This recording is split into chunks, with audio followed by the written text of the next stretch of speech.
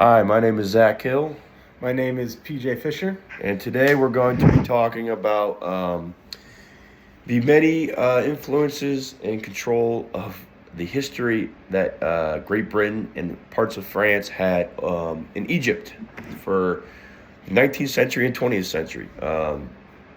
So this will be episode one of a two-episode series. The first episode will be more focused on the history of pre-colonization of Egypt from Great Britain. So we'll talk mainly about some figures from the 19th century and lead into how Great Britain had taken unofficial control of Egypt in 1882, and how that would lead for the next about 30 years after the Great World War, and how Great Britain influence would be on Egypt until they would gain their independence, in quotations, in 1922. So before we can really get into Great Britain and their control and influence of Egypt in the late 19th century, it's important to go back and look at how Egypt was controlled or influenced at the beginning of the century. So from 1798 to 1801, Egypt was controlled by the French, which was led by Napoleon Bonaparte, who was a great military mind leader and was responsible for expanding the French European empire that he had started to build, and Egypt was a part of that. He was very fascinated with Egypt and the relics and anthropology sites that it provided, and he was just fascinated by the history that it had. So having control was a great interest to him. However, he would only be there for 3 years. The Great Britain would also have a control in Egypt for a small period of time as well in the beginning of the century. But it wasn't until 1805 that the man who is named Muhammad Ali, this isn't Muhammad Ali, the great boxer, but this is Muhammad Ali of Egypt, who would be named viceroy in 1805.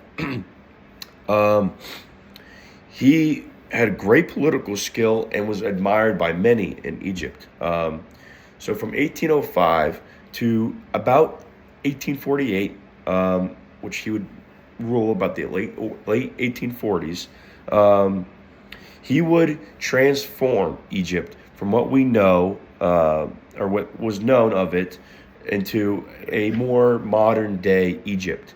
He was responsible for a lot of new ideas and resources that would be put into play.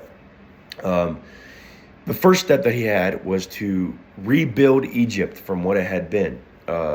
He believed that they could go in a more efficient direction and that they could become a more powerful resource for the rest of the world. So his first step was to eliminate the Mamluks, which was a government system of an oligarchy that lay place in Egypt. So going forth, he was really responsible for a lot of ideas. He was responsible for improving Egypt's irrigation system, which, of course, there was the agricultural system, which was huge in Egypt. And, Egypt has its history of the crops either being really good or really bad due to the drought and the heat and things of that sort. He's also responsible for introducing a new crop, or new crops, but more importantly, cotton, which showed to have a lot of great value in not only Egypt, but many parts of the world. That would include America, a lot of the islands in the Caribbean, and so on and so forth. So this new crop that was introduced by him ensured a lot of money to go into the economy that wasn't there before. He was also responsible for introducing some Western-style ideas and to improve on those ideas.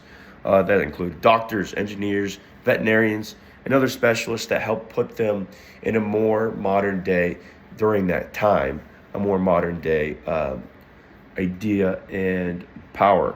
Um, Also, during Muhammad Ali's time, he was able to um, expand or have the attempts of expanding um, on Egypt's borders and their lines. So during this time, Egypt was still technically controlled by the Ottoman Empire. During this century, though, the Ottoman Empire would have a lot of conflicts that would loosen the control that they had on a lot of these outside states, like Egypt, for example. Um, so it wasn't until the 1830s, though, that Muhammad Ali actually declared Egypt independent. Um, were they really independent? Technically, no. But he declared it, and he decided that it was going to be his responsibility to expand Egypt and become just like a lot of the other imperialistic nations at the time. So this included expanding into areas like Syria. He went to war with the Sultan from 1831 to 1833. And he also was responsible for defeating a lot of Ottoman troops that was trying to contradict his doings. However, a lot of the European powers, including Great Britain, Russia, Austria, and Prussia, thought that Egypt didn't have the right to expand their borders while under control of the Ottoman Empire. So in the 1840s, this expansion was taken back by a lot of the other powers. But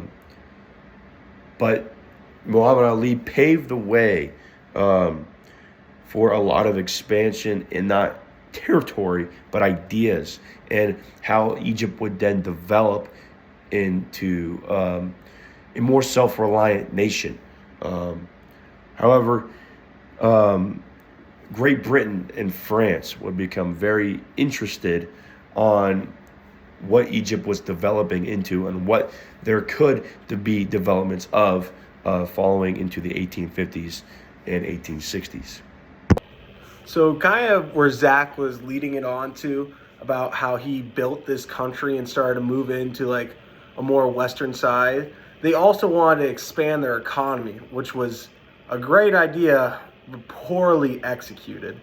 So the number one way that a country basically becomes economically stable would be industrialism and working on their infrastructure.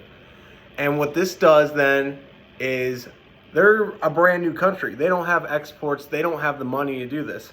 So they look to the big, old, powerful Britain for supplies and money and basically the ability to do this. So what happens is Egypt goes on a spending spree. We're going to build railroads here.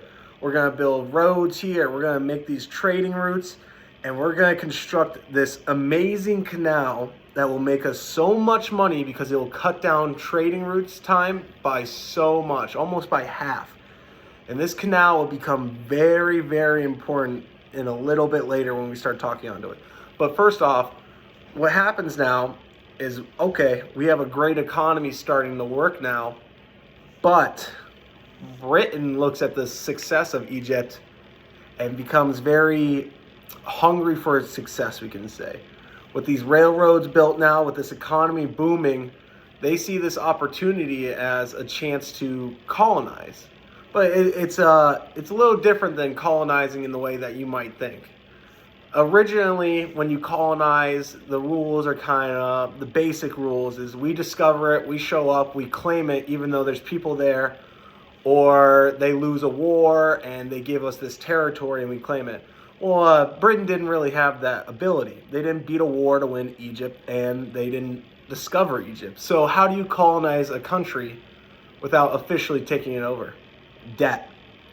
From all the money that they spend on the economy to try and get Egypt finally up and running, they amount so much debt to the British and some to the French that the British were not getting paid back. So they saw this as a perfect opportunity to go in and pretty much say, hey, you didn't pay us back. So this railroad you see here, we're actually going to take this railroad and we're going to use it ourselves and we're going to collect taxes on this. Hey, these school systems that you installed with our money, well, every time you basically have anything successful, we're going to tax that and take control of that. And we're actually going to teach our own things here now because we're in control of that. So with all this happening, now we have a serious problem of, okay, Egypt's independent, but the British influence is so much overwhelming them that the people become very angry. We're like, hey, we built this, why can't we have the profits of it? So a huge spread of nationalism in Egypt spreads. Like, we don't want you coming in and interfering after we just basically started running. And this scared Britain because Britain was making a lot of money now with the canal, especially. The canal cut their trade route. Their number one trader at the time was India. And this canal basically cut it in half. So they were making a fortune off of that alone. Plus, they had installed the first ever out-of-country railroad over there in around 1850s, something around there. So that was also very precious to them. They were making a lot of money off of that. So what Britain does is they want to intimidate them. They know Egypt has just started. They don't have a formal military yet. If they do, it's like the scraps of a militia. So they do something called gunboat diplomacy. They pretty much tell Egypt, hey, we're going to take this. We're not going to take over you, but if you think about taking it back, we got a couple of giant warships sitting in your bay now. And what this does is the exact opposite reaction that Britain wanted. Gunboat diplomacy did not work. It led to a serious uprising. And by uprising, you can't say it's an uprising yet because they haven't taken them over officially. But Egypt officially basically collects themselves and gets an army going. And this army would lead to a very violent war that would, spoiler alert, lead to their demise and British full control. And this would be called the Anglo War. Now to get in depth about the Anglo War and its effect on Egypt, we're basically going to talk about what happened. So after the arrival of the Anglo-French naval forces, there was a big tension in the city Alexandria. On 11 June 1882, a row, basically a fight almost, between a donkey man and a militiaman / British soldier triggered a major riot in the city, which actually led to several hundred people who were killed, including about 50 foreigners. This was a really bad look for British. The British officials also thought that Arabia, who basically was leading the nationalist Egyptians, were behind it, which many people have discovered that they're not. It was just basically used as an excuse. With the British or the Egyptian government also refusing to hand over their guns, the British actually gave order for a bombardment of Alexandria at 7 a.m. on July 11th, 1882. And many people are shocked by this because the British Prime Minister, William Gladstone, was well known for his reluctance to be drawn into imperial adventures, they described it as, / wars, because he thought of it as a costly and waste of manpower. So this came to a big shock to most British at the time. But once the British had bombarded the city, the next logical step would have to be a land invasion. British landing parties entered Alexandria on July 13th, 2 days after the bombardment, and the city had been destroyed. And following the departure of Arabia's soldiers, law and order had completely collapsed. It was almost like the purge there. Everything was destroyed and people were taking advantage of it. William Edwards, after officially starting this war, had no other option than to secure what their number one priority was: the canal. So between July 13th and September 16, 1882, two armies one of about 24,000 strong of British and another of 7,000 from India, covered the Egypt commander, Lieutenant General Sir Garrett Wellesley, went to the canal along with 40 Royal Navy warships and were involved in securing the Suez Canal from both the Red Sea and the South Mediterranean in the north. Minor skirmishes between the British and Egypt forces took place at Zagabar and Cassina, hard to pronounce that one, but these battles really weren't that major. But the Battle of Tel El Kabar would prove to be the decisive battle that would lead to Egyptians' downfall. Lieutenant General Wellesley, who successfully navigated using the stars, an army moved up in the position at night, which caught the Egyptians who had dug trenches very off guard. The British army had approached the lines at Tel El Kabar and a staged formation, so they attacked in waves from the left to the right. The fighting was intense, but after only over an hour, the Egyptians fled. Once Tel El Kabar was in British hands, a number of infantry cavalry divisions moved off to secure other positions. These included a triumphant march on Cairo on September 14th. Uabar and his associates were taken prisoner and court-martialed and exiled. After this, a man named Khedive Tawfiq was restored to power, which basically was a puppet man for the British, and the war was officially over. After this, Egyptians would see a long, ongoing presence of British influence and takeover of Egypt. Following the Anglo War, from 1882 to 1914 would be a very confusing time for both the British and the Egyptians, and for a lot of outside countries as well. During this time, Egypt technically still remained a part of the Ottoman Empire. However, following the Anglo War, British had heavy influence on the people and culture and overall economy and control of Egypt.